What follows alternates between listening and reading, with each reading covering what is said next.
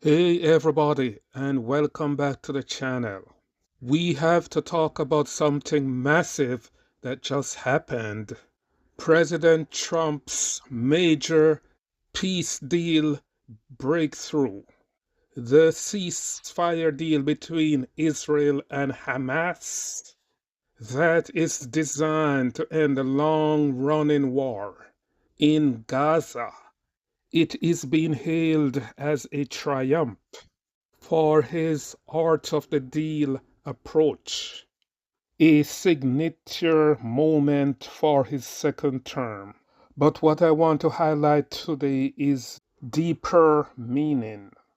Why this breakthrough in the Middle East puts a harsh spotlight on the one major peace deal that hasn't happened.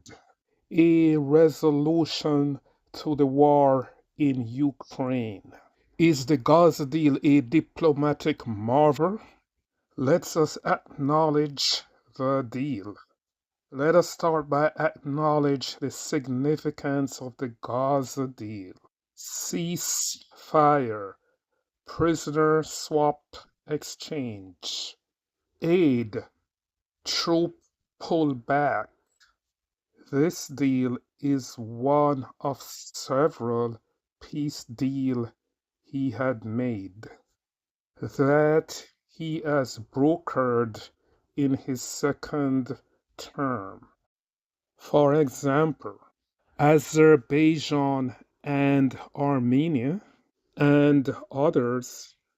But how did he achieve this even when the stylish Obama couldn't have done it, or Biden, for a matter of fact? Did he bypass his traditional diplomatic protocol? He is not negotiating as a traditional liberal or traditional conservative ideologue, but as a deal maker based on his guts and personal relationships.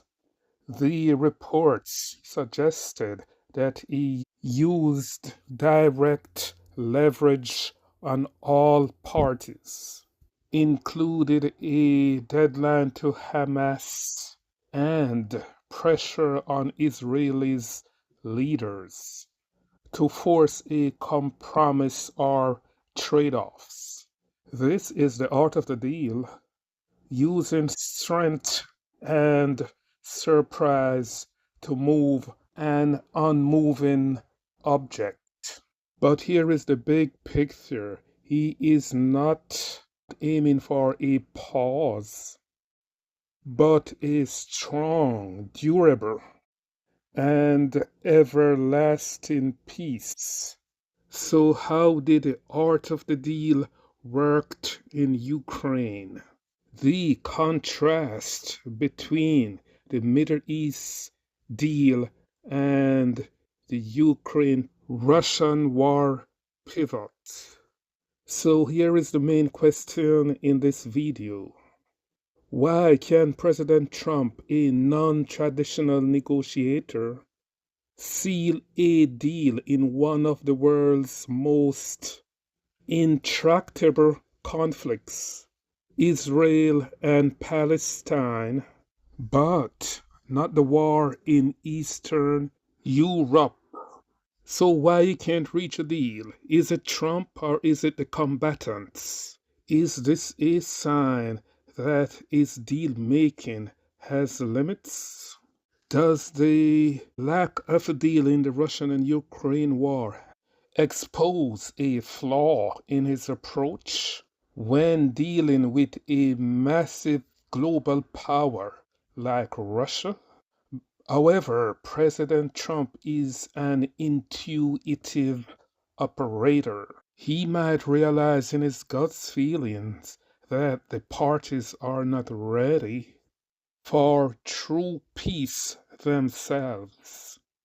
The Russia stance, President Putin appears and determined to gain and keep territory. and may not see negotiations as a compromise, as an option yet.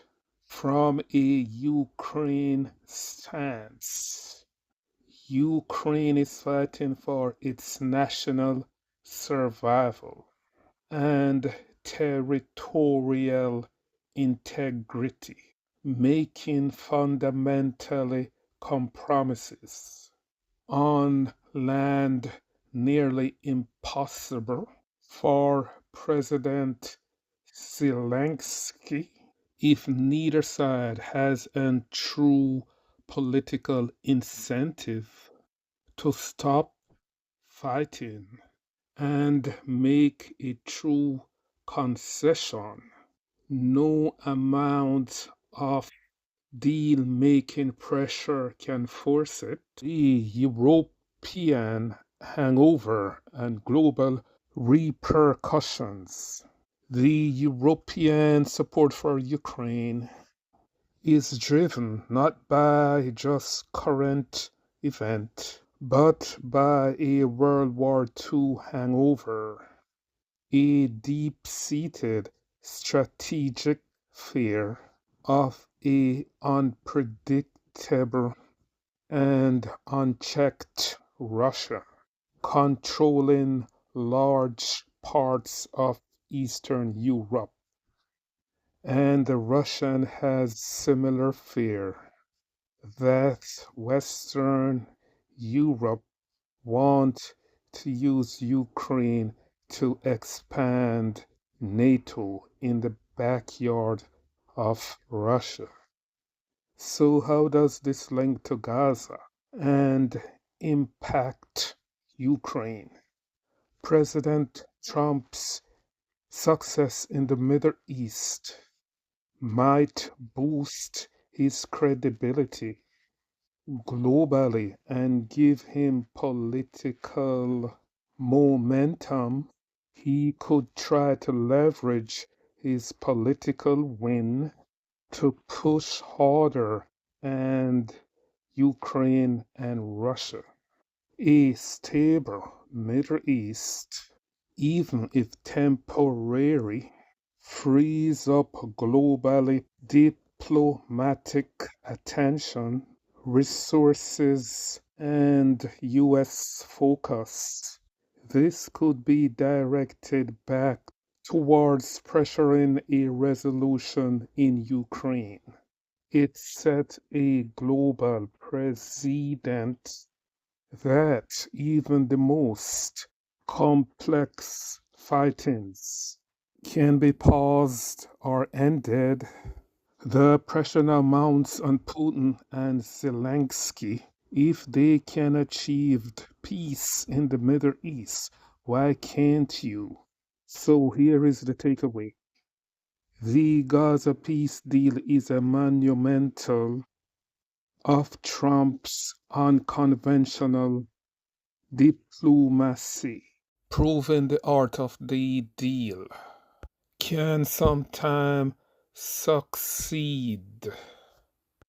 Generations of diplomacy failed, but the stark reality of the Ukraine war shows us the limit of even the best deal maker. You can only broker peace if the combatants are ready to stop fighting. Right now in Eastern Europe, both sides, for their own reasons, whether it is existential survival for Ukraine or long-term strategic ambition for Russia, may still believe that they have more to gain fighting than by signing the deal. Until that cost benefit analysis changes, no politician, not even the ultimate deal maker, can force an end to the war. Let me know in the comments. What do you think it is the biggest roadblock to a Russia-Ukraine peace deal? Hit the like button and subscribe for more analysis. And I will see you in the next video.